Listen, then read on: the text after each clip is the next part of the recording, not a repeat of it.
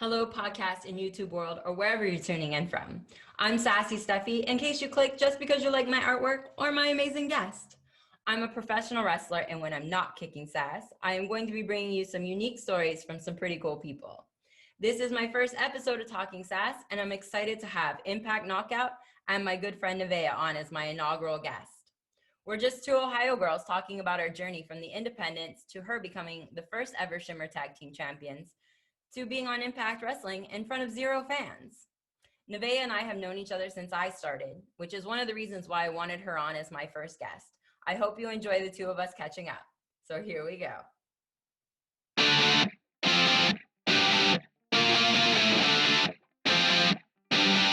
I am so proud to have my really super good friend, Nevaeh, with me. Hey, Nevaeh, how's it going? Good. How are you? I'm doing so good. I feel like I haven't seen you forever. There's quarantine and everything else going on. It's been like 25 years, I think. I think so, even though we're both only 25, right? We look great for 25 also. We do. Oh, man. So I'm so glad you're my first guest here on Talkin Sass. It's like a breath of fresh air to have somebody that I love so much to come on, be a part of the show. And right now, I mean, everything seems to be just like great for you. You're working with Impact Wrestling as a knockout. How's that? Oh, I love it. I mean, especially since you've been part of the business, you understand like the struggle and how hard you fight and your schedule and your work and your children and your family and your body. And then like I feel like, okay, is it finally paying off all the hard work? All the hard work, is it finally paying off? So I kind of feel, like overwhelmed. Like it's the overwhelming, I love it, please don't ever stop feeling, instead of the should I just quit? Well, I'm so proud of you. I know the first time I saw you kind of sneaking out during Havoc's match, I was like, that's Nevaeh, that's my friend. I'm so excited. Like, I've had other people that have been friends of mine that I've seen on television, obviously Jessica being one of those, but like her and you, I came into the business with in Ohio. And of course, Madison Rain being one of those as well. I came into the business with you guys in Ohio. And now to see all three of you succeeding on Impact together, it's just crazy. Ohio girls represent. I mean, That's we really do. But it's just as crazy for me. Like, especially when we did Slammiversary, I think after I got my gear on, I stood there for like a good 10 minutes, just like, are me, Madison, and Jessica really three girls that came from Ohio, different parts, started at the same time? Are we really about to go be on television for a pay-per-view? It was one of those surreal moments that people talk about. You hear them talk about it, but then to experience it, you're like, this is what people talk about. Like it's intense. It's crazy. It's exciting. It's nonstop exciting. and coming up in Ohio, I mean, you started, it was HWA, correct? Where you Yep. started? Yep, up in the Cincinnati, Ohio area. Yeah. So you come in at that time. I know we're talking what, 2006 maybe that you came in the business? 2005. 2005. I knew I wasn't Yep, too far close. off.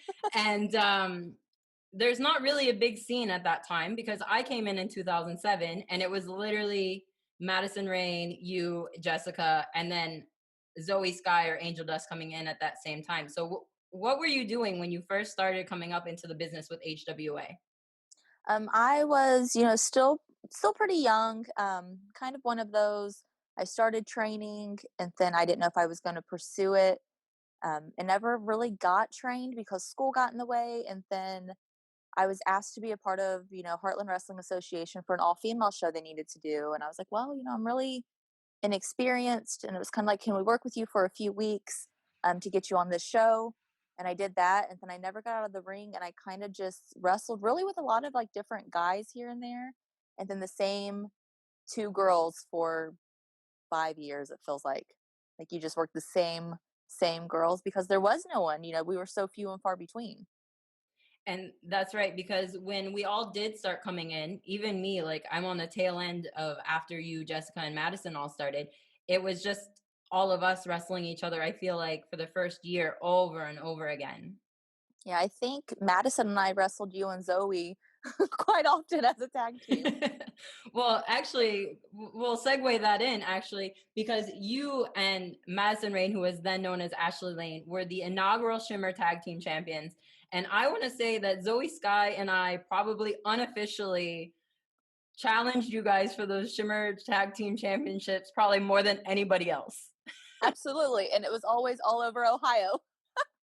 And Indiana, remember Yeah, IPW too? We did a couple of matches. I mean, we yeah. really, it was so great because we had such a great group of girls coming in that were actually all really wanting to be there for wrestling. I mean, we all looked up to what was going on at Shimmer when we first started. And then all of us actually became a part of the roster at some point in time. Unfortunately, I wish I would have been there with Zoe Sky because I know we have wrestled. I could probably wrestle her with my eyes closed because we knew each other so well at some point, but we never got to see each other at the Shimmer tapings together. But what was it like being the first ever Shimmer tag team champions? I mean, that had to be a lot of pressure coming from Shimmer being the first all women's promotion to really take off.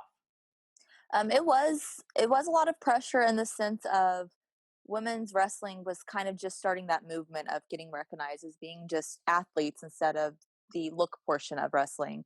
And so for Ashley Lane and myself at the time to be these young blonde head girls, we kind of had a stereotype we had to break. I felt like because people would look at us and not necessarily think, oh, they're good wrestlers, but look more of like they're still divas, and I use that term loosely because I don't think of it as a bad term, but that's how it was looked at as, oh, they're not quite wrestlers yet.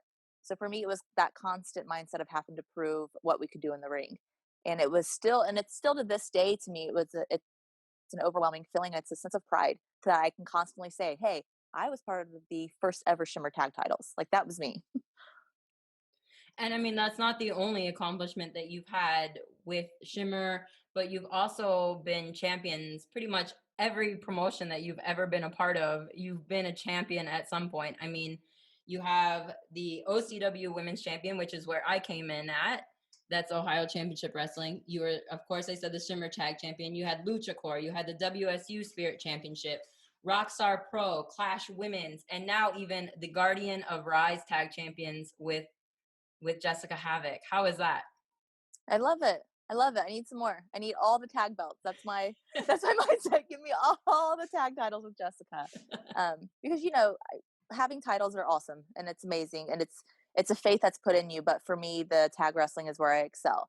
So like all the other titles are amazing and I want more, but it's kind of like give me all the tag titles.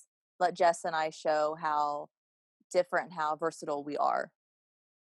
And I totally agree. I mean, like I said, I've been an opponent of yours in tag matches many times, and then we have been on the same team also many times. So I know what, like, when you go into a tag team match with you, Nevaeh, it's like you get this whole other side that maybe you don't even like if you're especially if you're a singles wrestler, you don't see within tag team wrestling because you are such a specialist in tag teams. Like, what do you contribute that to? I think it's just the love that I have for it. It just came so natural to me and I enjoyed it so much that that's the wrestling. I'm like, oh, I want to tag wrestle. I want to tag wrestle. And to be a tag wrestler, you have to be very committed to your team. It can't be you only focus on yourself. You can't just focus, like, I can't just focus on Nevaeh.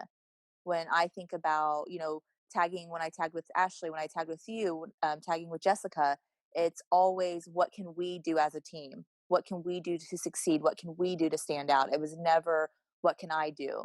And I think that in my tag wrestling, I have all the kind of small things that people without a lot of experience don't have that are needed to make a very technical, well put together tag match.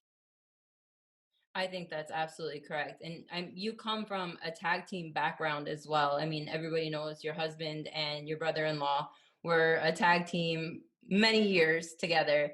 And did they contribute to that as well, like giving you that mindset and really helping you develop that? Maybe a little bit, but Jake and I have always kept our wrestling so far separated. Over the 16, 17 years that we've been together as part of the business, it's very rare if you'll catch us together. And at home, we keep it very much family because, wrestling is a huge part of our lives, but we like the girls to know that hey, we're home, wrestling's on the back burner at the moment. But definitely watching what he could do in the ring as a tag made the matches exciting, so it did kind of draw my attention more to the tag style.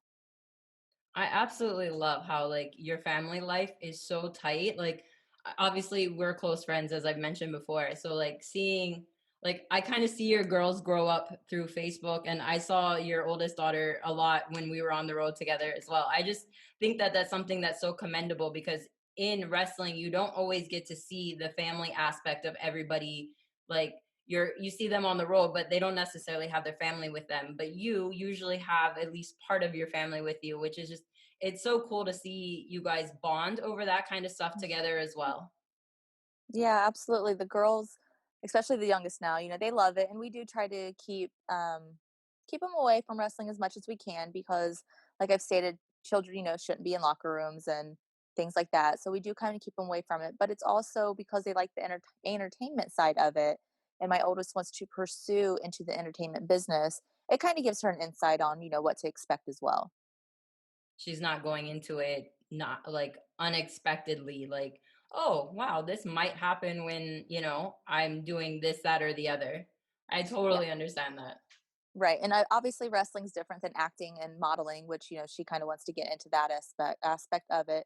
But it kind of shows her the lifestyle that, we make it, oh, we're traveling, we're doing all this, but at the same time, how hard it really is. Hey, we're driving 12 hours, to do this, to drive another 15 hours to another show to do this. So it's not always just, oh, go wrestle, go out to eat, go stay in a hotel, have a good night. No, like you're exhausted and you're beat up. And she gets to see that you have to dedicate yourself and be willing to sacrifice a lot if you want to achieve any kind of success, really.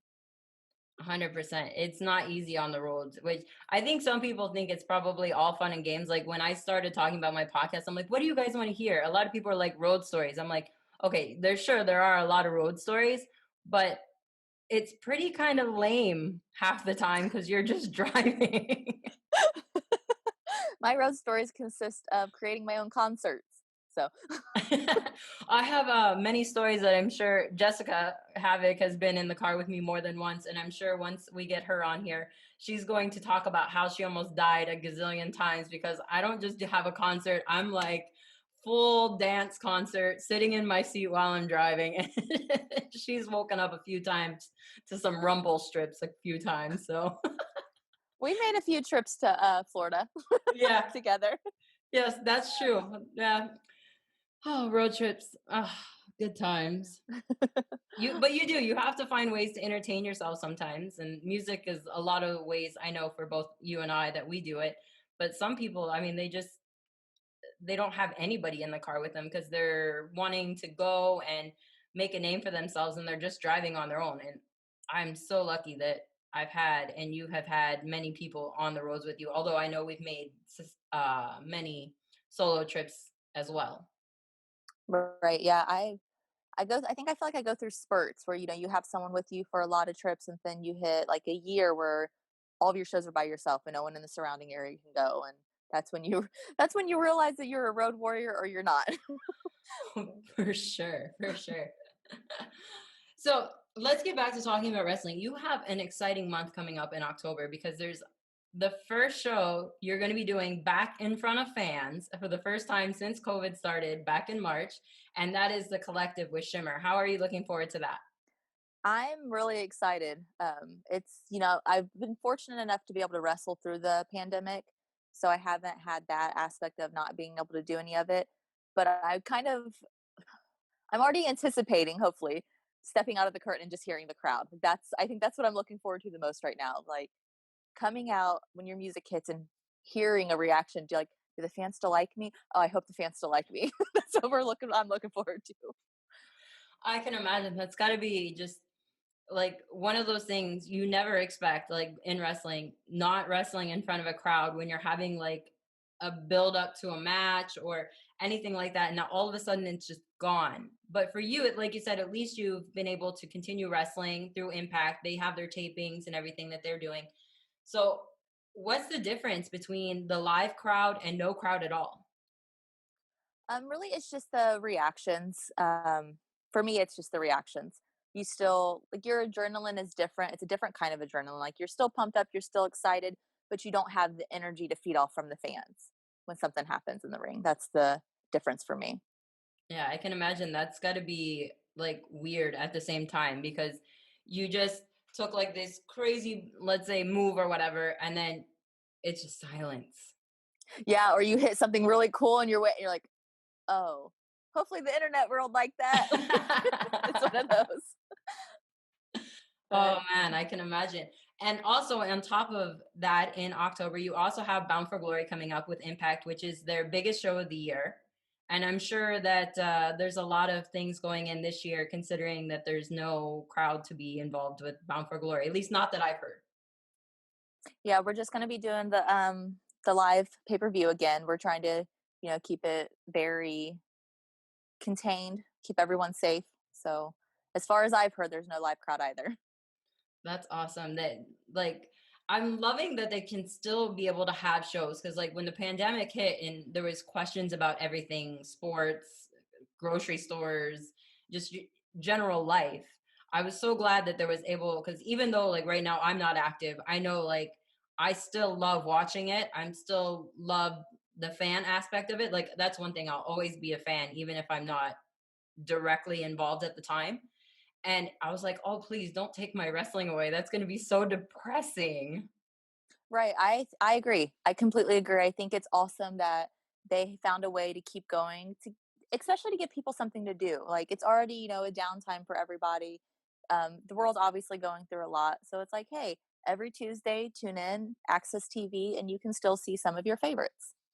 So, because people ask us about like the live tweeting a lot, and it's like it's funny because we're still fans. We still want to watch. We still want to see the show and the product. So I'm already watching. So I love jumping on and interacting with the fans. Like, hey, I want to see what you guys are thinking about Impact because obviously when you're there, you don't get to see everything that happens. You don't, same as being on an independent show. You can't see every match. So we watch Impact on Tuesdays the same way the fans do. I want to see everything that's going on too. So it's been great. That's awesome, and I love that you guys are able to live tweet because you get a totally different dynamic, I find, when you have somebody that is watching it along with you that's a part of that show.